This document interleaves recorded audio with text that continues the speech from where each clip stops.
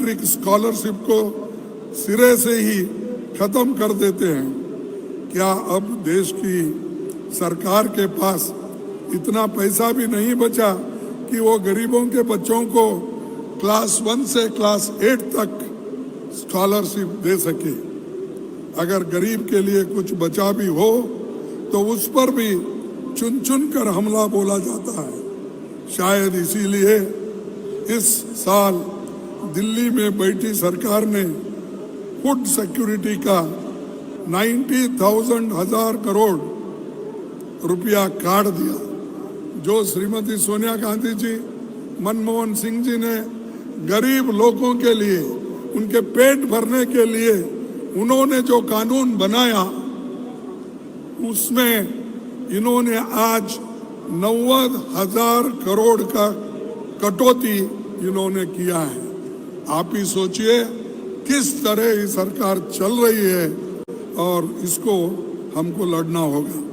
मैं कई बार सोचता हूँ कि भाजपा की ये सरकार कितने गरीबों के मुंह से निवाला छीन लेंगे और इनके धन्ना सेठ मित्रों के पेट भर जाएंगे। मुझे ये कहने में कोई संकोच नहीं कि दिल्ली की सरकार में बैठे लोगों का डीएनए ही गरीब विरोधी है, ऐसा मुझे महसूस होता। इनके डीएनए में गरीबों के खिलाफ काम करने का है, इसीलिए तो वो लोग ऐसा काम कर रहे हैं। एक तरफ देश की संस्थाओं, देश के लोगों, देश के गरीबों पर हमला, तो दूसरी ओर भारत माँ की सरजमी पर हो रही चीनी द्वारा इलीगल ऑक्यूपेशन के सामने घुटने टेक हुई दिल्ली भाजपा सरकार। हमारी राजनीतिक मतभेद चाहे कितना भी हो, हम भारत की सुरक्षा को लेकर एक हैं, हम भारत की सेनाओं के साथ खड़े हैं, पर एक और हमारी सेनाओं की बहादुरी है और दूसरी ओर सरकार की विफलता है। वो बार बार यही कहते हैं कांग्रेस सेनाओं के खिलाफ है, देश के खिलाफ है।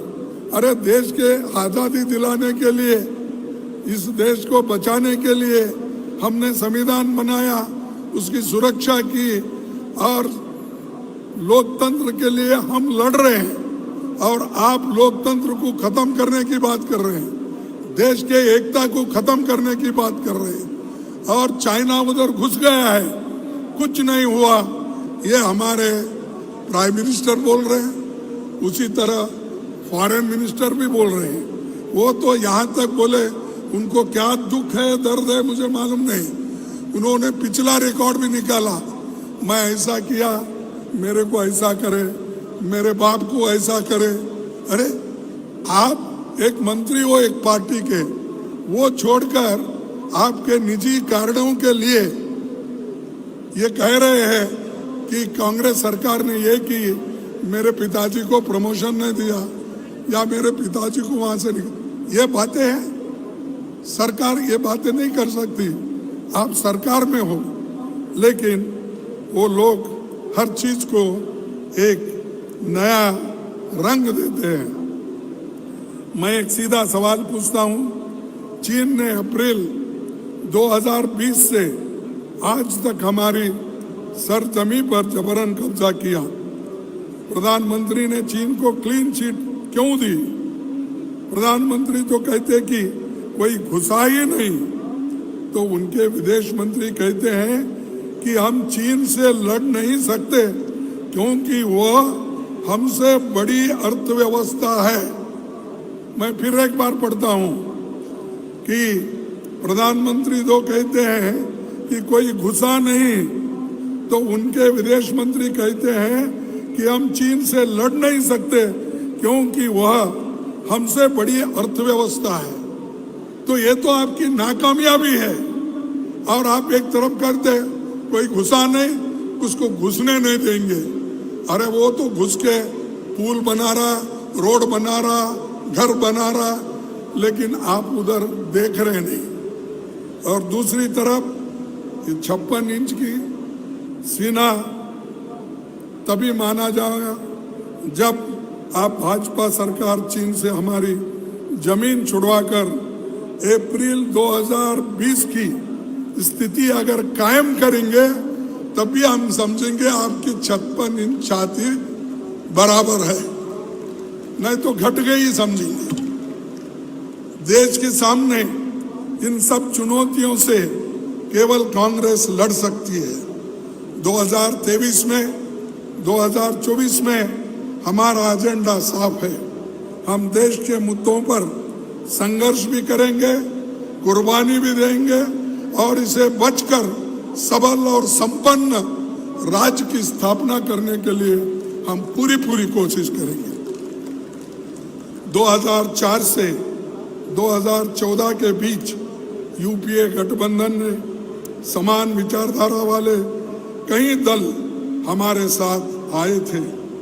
डॉक्टर मनमोहन सिंह जी के नेतृत्व में और श्रीमती सोनिया गांधी जी के उनका सहकार से इस 10 साल तक एक बेहद कामयाब सरकार जो कॉमन मिनिमम प्रोग्राम को सामने रखकर चलती थी, आज उसी गठबंधन को और मजबूती देने की जरूरत है।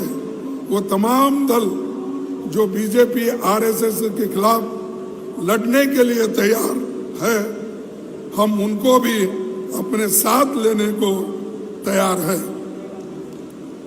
लेकिन ये सच्चाई भी है कि हमारी सरकार के खिलाफ बहुत बड़े षड्यंत्र के तहत झूठे आरोप लगाए गए थे। कई तरह के तत्व इसमें शामिल थे।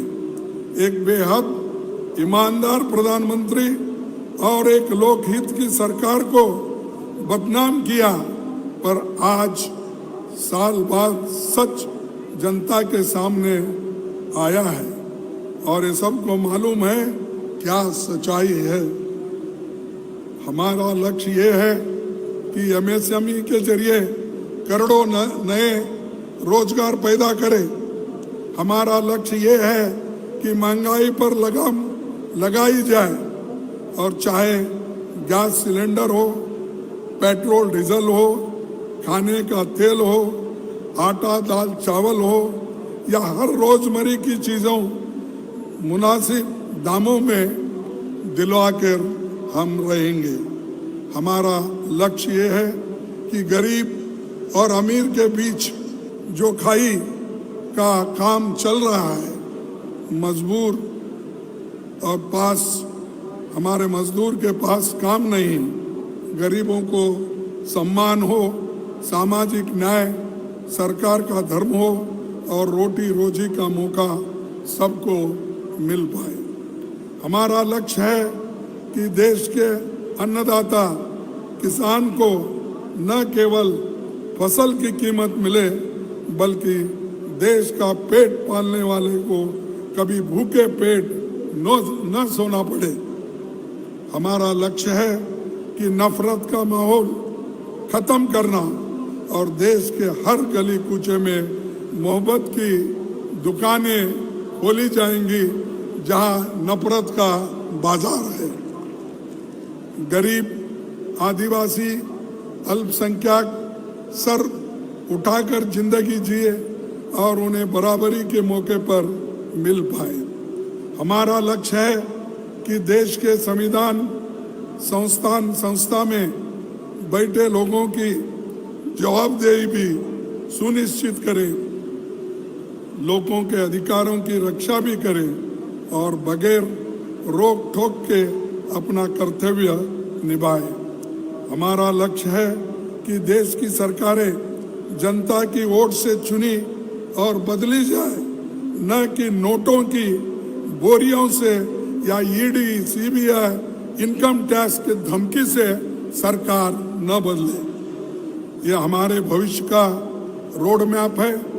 जनता और सरकार के बीच भागीदारी और साझेदारी का नया रास्ता हम खोलेंगे। इसीलिए तो मैं कहता हूँ, देश के लिए एक साथ, देश के लिए हर एक हाथ से हाथ जोड़ो, आओ भारत जोड़ो।